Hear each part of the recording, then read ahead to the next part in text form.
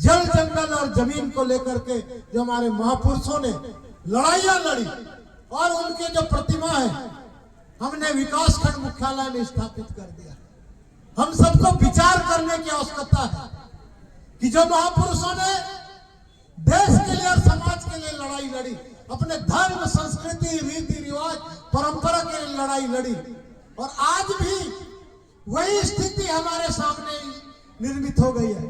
अभी हमारे वक्ता बता रहे थे कि गांव-गांव में जो धर्म परिवर्तन का काम हो रहा है, धर्मांतरण का काम हो रहा है, और इस धर्मांतरण के माध्यम से हमारे जो गांव की व्यवस्था, गांव में जब हम शीतला माता जिम्मेदारी राया की पूजा करते हैं, उस पूजा में गांव के सिर्फ गौड़ समाज ही नहीं, आदिवासी समाज ही नहीं, वहां पर रहने वाले सर्व समाज के लोग भाग लेते हैं, क्योंकि जिम्मेदारी नाया शीतला माता हमारी आराध्य देवी है, उस गांव की देवी है, उसके पूजा पाठ में हम सबका योगदान बहुत ही जरूरत है। लेकिन यदि कोई धर्म परिवर्तन करता है, वो चाहे हमारे ही परिवार का व्यक्ति हो, चाहे अन्य समाज के व्यक्ति हो, वो गांव के धरती से, शीतला माता से उसका कोई लगाव नहीं है।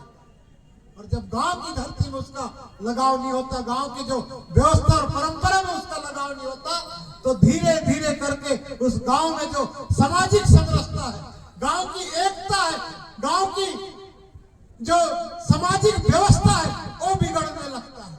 और आज आप सब लोग देख रहे होंगे कि जिस गांव में धर्मांतरण नहीं हुआ है, जिस गांव में सब लोग पूरे एक साथ रहते हैं, गांव के तीज त्योहार, रीति रिवाज, परंपरा, मेला मड़ाई, देवी देवता के कार्यक्रम होते हैं तो बहुत ही अच्छा ढंग से होता है। लेकिन जिस गांव में एक भी आदमी यदि धर्म परिवर्तन कर लिया है, उस गांव में लड़ाई झगड़ा होता है, कोर्ट कचहरी जाना पड़ता है, थाना जाना पड़ता है, ऑफिसों के चक्कर लगाना पड़ता है, और लगातार पूरे छत्तीसगढ़ और बस्तर में इस प्रकार की घटनाएं हो रही है। पिछले दिनों बस्तर कमिश्नर जो पूर्व में थे, उन्होंने भी सरकार को एक चिट्ठी लिखा था, और सुकमा के एक आईएएस अधिकारी, आईपीएस अधिकारी एसपी शर्मा जी ने भी चिट्ठी लिखा था कि यदि धर्मांतरण को नहीं रोका गया तो आने वाला समय में जो बस्तर में हमारे लयोर मांदरी की थाप में, मांदरी के रेला पाटा में नाचते हैं, गाते हैं, ये वर्ग संघर्ष में निर्मित हो जाएगा। आज आप देख रहे होंगे कई हमारे ऐसे गांव हैं, चाहे कांकर के जाम गांव हो, चाहे इस क्षेत्र के भी कई बड़पत्थर वाला गांव हो, ऐसे धनोरा क्षेत्र के गांव हो, यहाँ भी पूर्व में इस प्रकार की स्थिति निर्मित हो चुकी है। इसका कारण क्या है? इसका कारण है धर्मांतरण। और अभी पूर्व विधायक, अब अपने विधायक जी बता रहे थे कि संविधान में इसकी व्यवस्था हमारी सरकार कर रही है। आने वाला समय में धर्मांतरण को लेकर के हमारी सरकार कठोर कानून बनाने जा रही है। लेकिन मैं आप लोगों को बताना चाहूंगा कि जिस समय कानून बना, संविधान बना, उस संविधान में हमारे कार्तिक उरांव जी जैसे लोग थे, जयपाल मुंडा जी जैसे लोग थे, उन्होंने एक सहमत होकर के इस बात में सहमति नहीं बना पाए। और जब संविधान निर्माता बाबा भीमराव अंबेडकर जी अनुसूचित जाति के लिए कानून बनाए, अनुच्छेद 341 में यदि कोई अनुसूचित जाति के व्यक्ति धर्म परिवर्तन करता है तो उसको आरक्षण का लाभ नहीं मिलेगा। यही बात 342 में होना था आदिवासियों के लिए, जनजातियों के लिए, लेकिन उस समय ऐसा कुछ षड्यंत्र रचा गया कि आदिवासियों का कोई धर्म नहीं होता, आदिवासी प्राकृतिक पूजक है, इसलिए आदिवासी ईसाई बन सकता है, मुसलमान बन सकता है, कोई भी धर्म को मान सकता है। आदिवासियों के लिए ऐसा बाध्यता, ऐसा कानून नहीं बनाया गया। और उसी के कारण आज कोई भी आदिवासी चाहे ईसाई बन जाए, चाहे मुसलमान बन जाए, चाहे और कुछ बन जाए, उसको आदिवासी के आरक्षण मिल रहा है। तो मैं आप सब लोगों से निवेदन करना चाहता हूं, आप ग्राम सभा के माध्यम से हमारे 5वीं अनुसूचित क्षेत्र में जितने भी जनप्रतिनिधि हैं, सब हमारे आदिवासी समुदाय के लोग हैं। ग्राम सभा के माध्यम से प्रस्ताव करिए और प्रस्ताव को राज्य सरकार और केंद्र सरकार में भेजिए कि जो हमारे देवी देवता को नहीं मानता, हमारे रीति रिवाज और परंपरा को नहीं मानता, हमारे आंगा देव, बूढ़ा देव, दान डोली को नहीं मानता, ऐसे आदमी को आदिवासी के आरक्षण का लाभ नहीं मिलना चाहिए। और मैं यही निवेदन करना चाहूंगा समाज प्रमुखों से भी कि आप अपने जो सेक्टर है, परगना है, ब्लॉक है, वहां भी इस प्रकार का प्रस्ताव करिए और प्रस्ताव करके केंद्र सरकार और राज्य सरकार को भेजिए। आज हमारी जो पेन व्यवस्था है, हमारा जो नार व्यवस्था है, हमारी जो सामाजिक ताना बाना है, हमारे रीति रिवाज और परंपरा है, इसके लड़ाई की बात है। हम देख रहे हैं कि कई गांव ऐसे हैं जहां पे हमारे नारायणपुर क्षेत्र की मैं एक बात बताता हूं, वहां पे 4 परिवार भी आंगा देव को उठाने के लिए नहीं बचे हैं। 99% लोग धर्मांतरित हो चुके हैं। ये कितने दुर्भाग्य की बात है। अबूझमाड़ ओरछा में लगभग 10,000 की जनसंख्या है, क्योंकि वहां का सर्वे तो अभी भी नहीं हुआ है, लेकिन लगभग 10,000 की संख्या है। ऐसे में वहां के समाज प्रमुख और ऐसे जनप्रतिनिधियों से बातचीत करके पूछता हूं तो कहते हैं कि लगभग 10,000 की जनसंख्या, और 10,000 की जनसंख्या में 5,000 लोग धर्मांतरित हो गए हैं, ईसाई धर्म में परिवर्तित हो गए हैं। कितना दुर्भाग्य की बात है।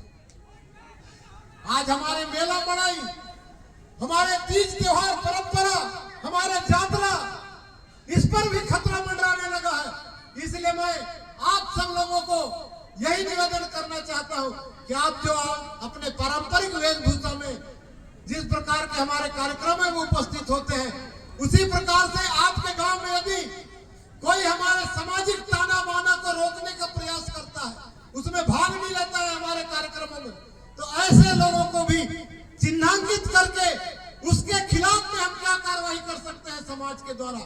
सरकारी नियम के अनुसार हम उसके खिलाफ में कहां आवेदन दे सकते हैं, क्योंकि यदि किसी आदमी को धर्म परिवर्तन करना है तो उसको एक आवेदन समाज के पास देना पड़ता है, गांव के सरपंच सचिव के पास देना पड़ता है, और उसको कलेक्टर के पास भी आवेदन देना पड़ता है। लेकिन लीगल तरीका से छत्तीसगढ़ के अधिकांश ऐसे गांव हैं, हमारे बस्तर के अधिकांश ऐसे गांव हैं जहां किसी भी व्यक्ति ने लीगल तरीका से धर्म परिवर्तन नहीं किया, ये फर्जी तरीका से धर्म परिवर्तन किया है। गांव-गांव में चर्च बने हैं, गांव-गांव में जो प्रार्थना सभा बने हैं, ये सब फर्जी तरीका से बनाए गए हैं। इसलिए इन सब का विरोध करना चाहिए समाज के द्वारा।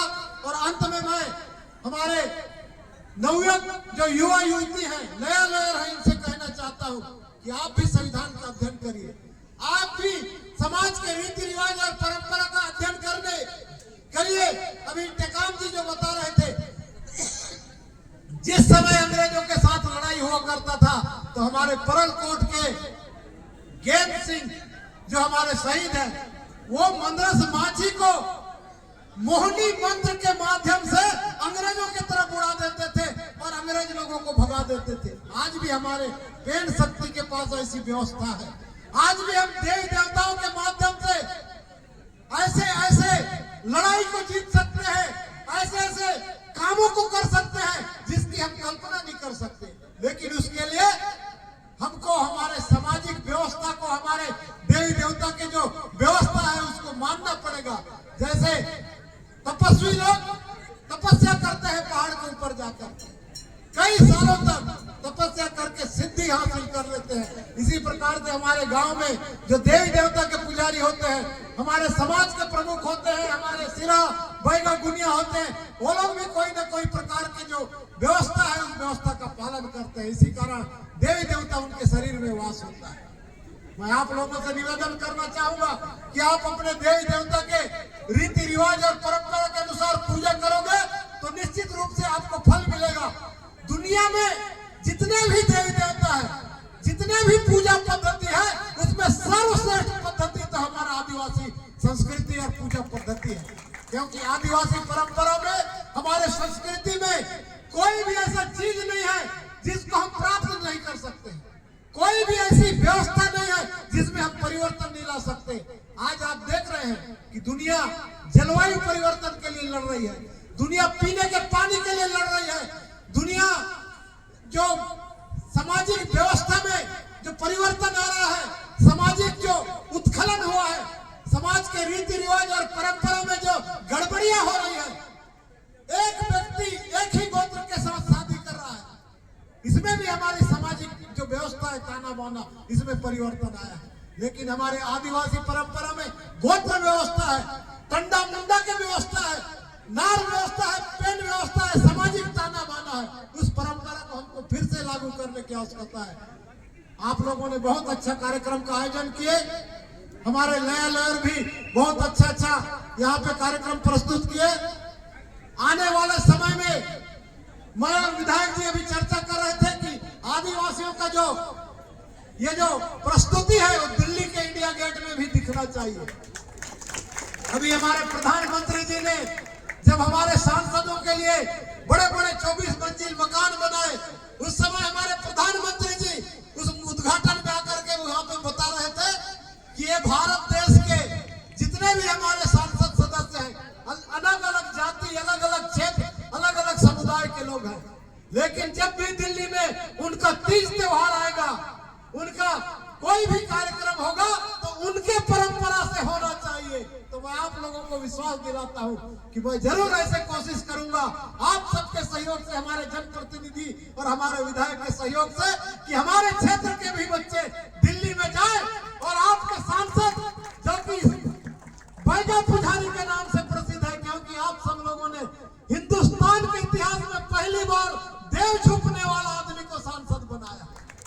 और हमारे पुजारी, बैगा, मांझी, मुखिया, हमारे नाचने वाले बच्चे, आदिवासी नृत्य और गीत गाने वाले बच्चे, निश्चित रूप से चाहे वो कम संख्या में हो, लेकिन हम उसको दिल्ली ले जाएंगे और यहाँ के बस्तर के और छत्तीसगढ़ के वहाँ पे जो भी प्रस्तुति होगा हम उसको वहाँ पे प्रस्तुति देने के लिए प्रयास करेंगे।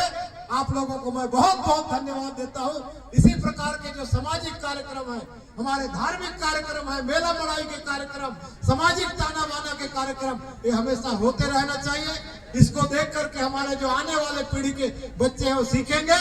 अंत में मैं यही कहना चाहता हूँ कि हमारे जो नौजवान पीढ़ी के बच्चे हैं वो कम से कम नशा से दूर रहे। कई लोग कहते हैं कि नशा है ना सिर्फ शराब का सेवन करना, शराब का सेवन ही नहीं है, नशा है तंबाकू है, गुटखा है, बीड़ी है और भी कई प्रकार के नशा है। सब प्रकार के नशा से आप सब दूर रहिए, क्योंकि आने वाला समय में इस देश और दुनिया में वही आदमी ताकतवर रहेगा और वही आदमी राज करेगा, कुर्सी में बैठेगा जो कि सबसे ज्यादा ताकतवर रहेगा। और आप देख रहे हैं, मैं अनेक जाति समुदाय के लोगों के बीच में जाता हूं और अनेक जाति समुदाय के व्यक्ति जरूर हैं, लेकिन उतने ताकतवर नहीं है, उतने शक्तिशाली नहीं है। आजादी के पहले और आजादी के बाद आप लोग देख लीजिए कि इतिहास बताता है कि मुगल काल से लेकर के राजा महाराजा के काल में जब जब लड़ाई हुआ है और उस लड़ाई में आदिवासी समाज जिस वर्ग का साथ दिया है उसका ही विजय हुआ है। जैसे राम और रावण का युद्ध हुआ, राम और रावण के जमाना में आदिवासियों ने राम का साथ दिया, इसलिए राम ने रावण का वध किया। शिवाजी के शासन काल में हमारे आदिवासियों ने शिवाजी का समर्थन किया, इसलिए शिवाजी ने भी एक योद्धा के रूप में इस दुनिया में अपना स्थापित किया था। महाराणा प्रताप के काल में देखिए कि महाराणा प्रताप को जब अकबर के साथ युद्ध में लड़ाई लड़ा तो उसको भी अपना रणभूमि छोड़ करके आदिवासियों के बीच में जाकर के शरण लेना पड़ा था, घास की रोटी खाना पड़ा था। और बाद में आदिवासियों के सेना बना करके उन्होंने फिर से युद्ध लड़ाई और लड़ा और आज अपने महान कहलाए। और आज बस्तर जो नक्सलवाद से पिछले कई दशकों से लड़ रहा था, सेना के कई फोर्स आए और उस सेना के फोर्स भी सफल नहीं हो रहे थे। जब सरकार ने बस्तर फाइटर के रूप में हमारे बस्तर के बच्चों को नक्सलियों के विरुद्ध लड़ाई में उतारा, तो आज देख रहे हैं कि नक्सली भी धीरे धीरे समाप्त हो रहे हैं। ये बस्तर के आदिवासियों का कमाल है कि आज बस्तर फिर से शांति की ओर बढ़ रहा है। तो मैं आप लोगों से यही निवेदन करना चाहता हूं कि आदिवासी समाज के जो बेटा बेटी हैं, आदिवासी समाज के जो युवा पीढ़ी है वो आगे आए और आगे आकर के जो हमारी जल जंगल जमीन है उसको बचाने के साथ साथ हमारे देवी देवता, हमारे धर्म संस्कृति, हमारे रीति रिवाज, हमारे परंपरा को भी बचाने का संकल्प ले। आप सब लोगों को मैं बहुत बहुत बधाई देता हूँ, शुभकामनाएं देता हूँ। बहुत बहुत धन्यवाद, सबको सेवा जोहार।